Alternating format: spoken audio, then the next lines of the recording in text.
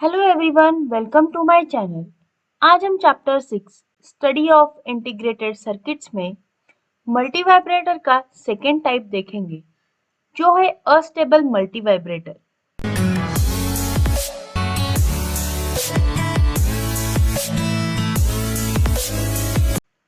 Astable multivibrator. It can generate a vibrating output between high and low voltage, hence called as astable output. तो यहाँ पे जो हमें output मिलता है वो कंटिन्यूअसली हाई और लो होता रहता है, यानी कि कंटिन्यूअसली चेंज होता है, स्टेबल नहीं होता, इसीलिए इसे अस्टेबल आउटपुट कहते हैं। This is also known as a free running oscillator producing a square wave or a clock signal. तो इसमें हमें कोई कंट्रोल नहीं रहता, वो आउटपुट कंटिन्यूअस चेंज होता है, इसीलिए इसे फ्री रनिंग ऑसिलेटर या क्लॉक सिग्नल भी कहा जाता है। Construction of astable multivibrator. तो इस तरह से जो हमारी इंटरनल ब्लॉक डायग्राम है इस अस्टेबल मल्टीवाइब्रेटर की, वो इस तरह से होती है। तो यहाँ पे देखो, दो कंपैरेटर्स है जिसके दोनों इनपुट्स को हमने कॉमन किया है, जो है पिन 6 और पिन 2। यहाँ पे आर ए और आर बी दो हमने रेजिस्टेंसेस लगाए हैं जो कि सीरीज में कनेक्टेड है कैपेसिटर को। इसका डिटेल कंस्ट्रक्शन हम आगे पढ़ेंगे और इसकी पिन डायग्राम कुछ इस तरह से दिखती है। The capacitor C is connected with two resistances RA and RB. तो ये जो C कैपेसिटर है वो RA और RB के साथ ऐसे सीरीज में कनेक्टेड है। तो total resistance RA plus RB is in series with capacitor while charging. तो जब चार्जिंग कंडीशन होती है कैपेसिटर की, उस टाइम RA plus RB इस कैपेसिटर को सीरीज में होते हैं और resistance RB is in series with capacitor while discharging through pin 7. और जिस टाइम डिस्चार्जिंग कंडीशन चालू रहती है कैपेसिटर की, उस टाइम सिर्फ RB सीरीज में रहता है इस कैपेसिटर के। पिन 7 थ्रू डिस्चार्ज होता है। पिन 7 जो है वो ट्रांजिस्टर को होती है, डिस्चार्ज ट्रांजिस्टर को। तो यहाँ से डिस्चार्ज जब स्टार्ट होता है उस टाइम ये सीरीज में होते हैं। The pin 2 trigger input and pin 6 threshold input both are tied together and connected across the capacitor so that the two comparators operate alternately as explained earlier. तो यहाँ पे सेकेंड पिन और sixth pin जो कि दोनों comparators का input है, second pin को बोलते हैं ट्रिगर इनपुट, सिक्स्थ पिन होती है थ्रेशोल्ड। ये दोनों कॉमनली कनेक्टेड है और फिर कैपेसिटर को हमने कनेक्ट किया है। तो यहाँ पे हमें एक्सटर्नल स्विच की जरूरत नहीं होती है ऑन ऑफ करने के लिए या फिर रीसेट करने के लिए। यहाँ पे इस सर्किट के ऑपरेशन में ही कैपेसिटर थ्रू ये कैपेसिटर ही पूरा मैनेज करता है और सर्किट को फ्लिप फ्लॉप को वर्क करवाता है, सेट रिसेट कंडीशन होती है।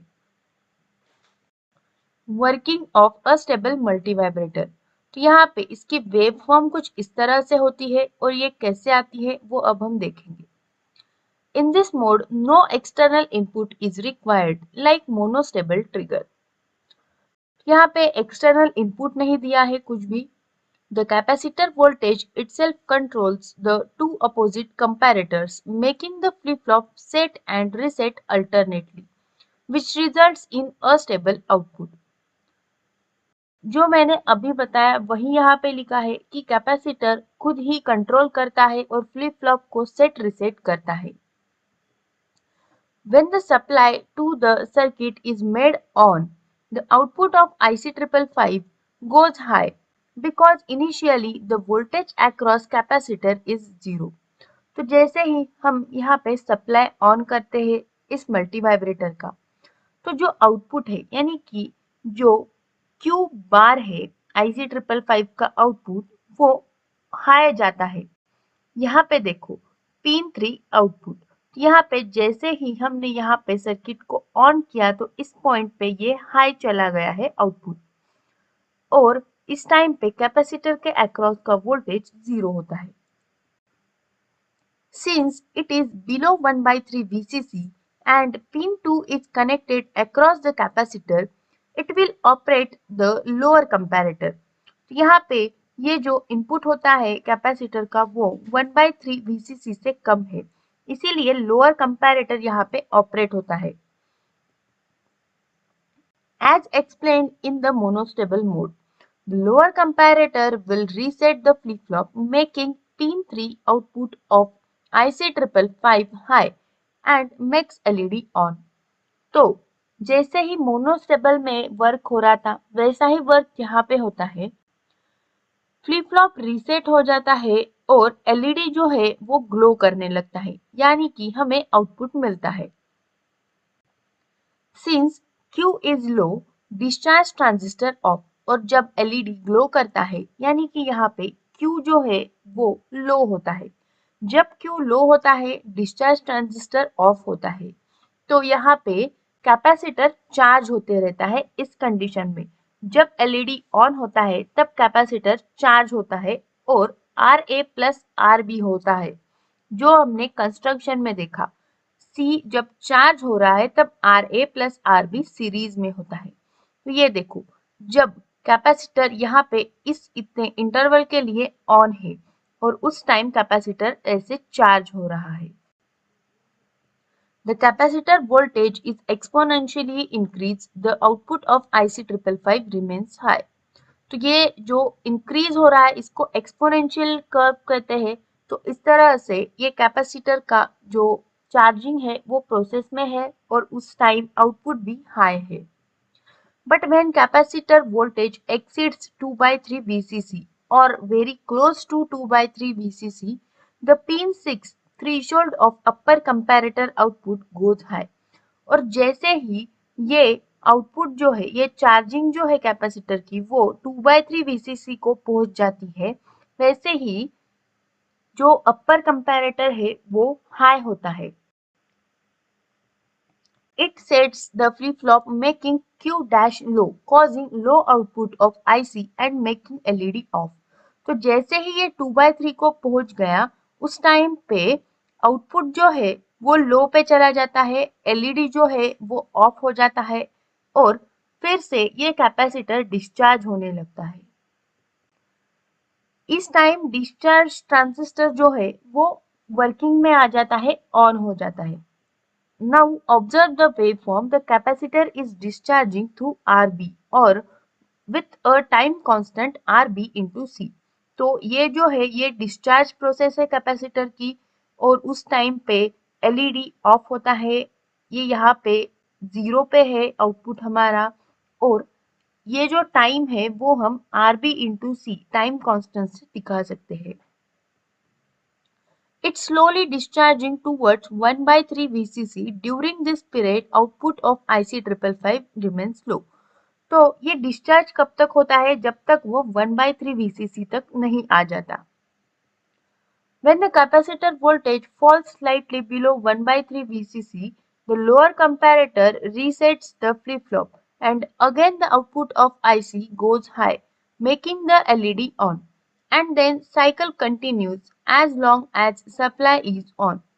और जैसे ही ये जो हमारा कैपेसिटर का आउटपुट है, कैपेसिटर जैसे ही डिस्चार्ज होता है और 1 by 3 VCC तक आता है, उस टाइम फिर से वो चार्ज होने लगता है और 2 by 3 VCC तक जाने लगता है और फिर से ये पूरी प्रोसेस रिपीट होती है।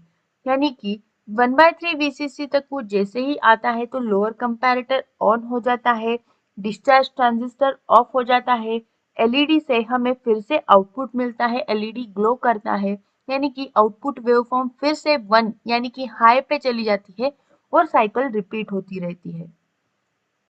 In this manner, capacitor voltage is oscillating between 2 by 3 VCC and 1 by 3 VCC, resulting in a square wave output और blinking LED.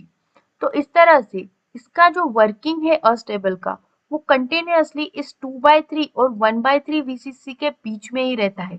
कंटिन्यूअस वो चार्ज होता है, डिस्चार्ज होता है, चार्ज होता है, डिस्चार्ज होता है और हमें आउटपुट मिलता रहता है।